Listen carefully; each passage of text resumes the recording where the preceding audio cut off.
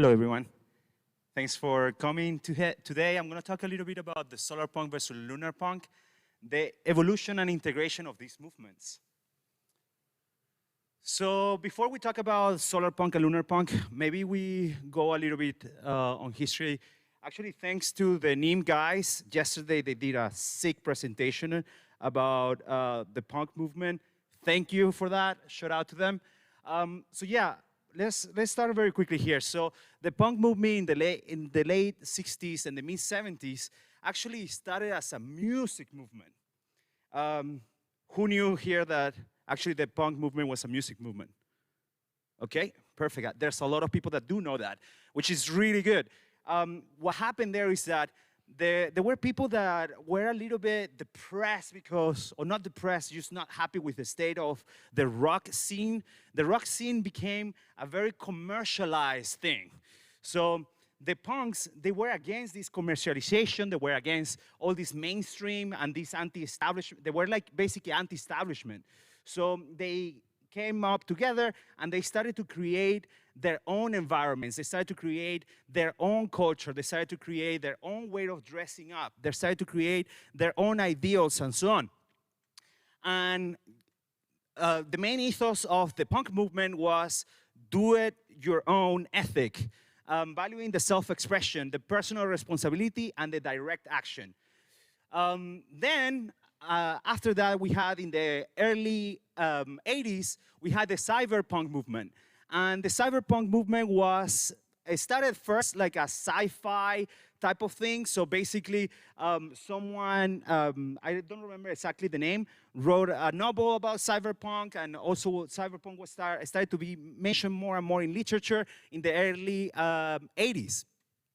These sci-fi stories that were being created were basically anti-authoritarianism and kind of like showing like a resistance against the state or against like any form of coercion. Another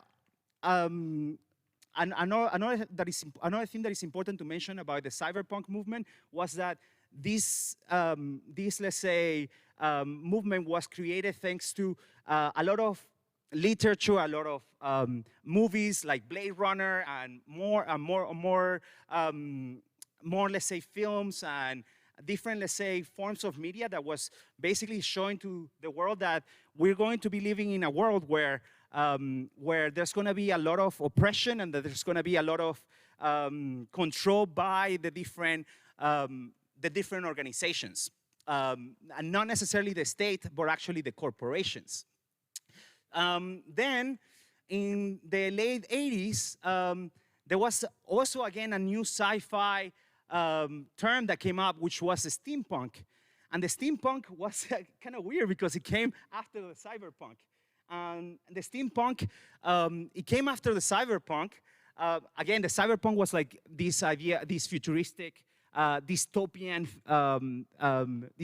scenario where, corporations were going to attack the individuals, and basically we're going to be surveilled and so on. In the steampunk, they were imagining themselves, even though they happened in the 80s, they were imagining themselves that they were in the Victorian era and that they were imagining in the future how let's say, the steampunk type of, let's say, culture will look like.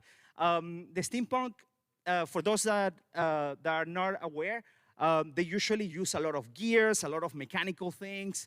If you Google quickly steampunk, you probably see that a lot of people have been like going to festivals with this type of let's say, how would I call it, aesthetic.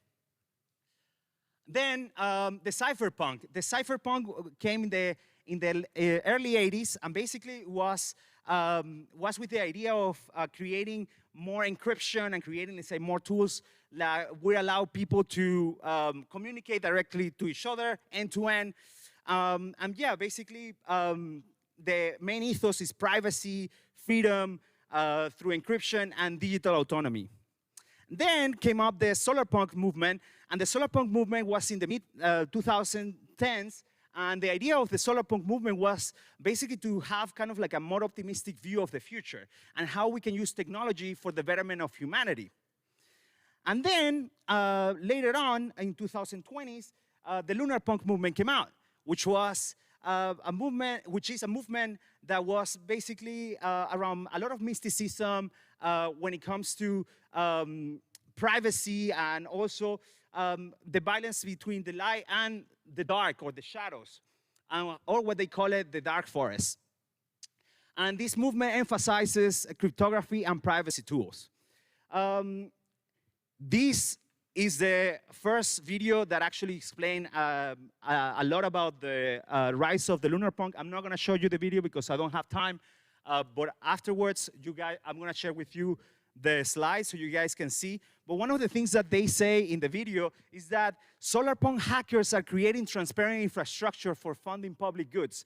And that was kind of like one of the things that they said that is not necessarily good. Also, that the Lunarpunk has been forced to break away from the Solarpunk legacy, which is basically all of this technology with Ethereum that is very transparent and very open for everyone. And yeah, basically I started tweeting to the people that created this video and say, hey, actually I find that you guys are kind of like being a little bit populist and using a narrative against the Solarpunks, when in reality, a lot of the Solarpunks, we do care about privacy. And actually, Rachel, who is the person that is behind the Lunarpunk movement, she started replying to the tweets and saying, well, the article is merely pointing out authoritarian tendency within the Solarpunk ecosystem. And yeah, basically she was saying that Proof of Humanity and Gitcoin, they are not necessarily really aligned with our values. Here, there's also a video that talks Lunarpunk versus Solarpunk versus Lunarpunk with Kevin Owocki. Also, we have it in the slides. You guys can check it afterwards. And yeah, basically what happened afterwards is that when we started having this conversation with Rose, we realized that a lot of the things that the Lunarpunks believe are very similar to the things that the Solarpunks believe. I myself, I was calling myself a Solarpunk for a lot of years until this new, let's say, narrative of the Lunarpunk came out. When this new narrative came out, I stopped calling myself a Solarpunk because it was not really clear what a Solarpunk was and so on.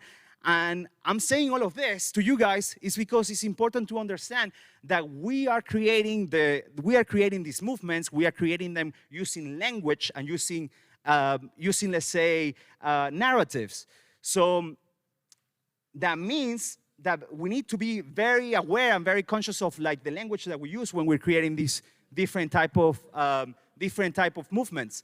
So, as I said before, we realized that a lot of the values that the Lunarpunks said that they have, and the values that I consider that I had as a Solarpunk are actually very similar.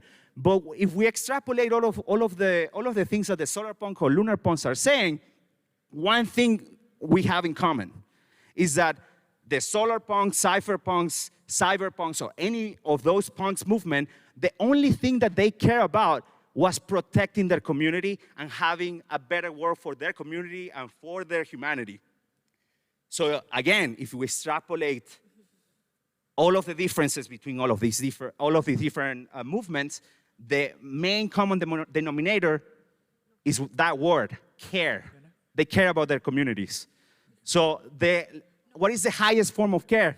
To me, that's love. And that's basically why I'm calling myself a love punk. And that's it for today. If you guys want to learn more about the presentation, there's a lot of videos there, very informative videos. Check out the QR code and connect with me. And yeah, let's chat more about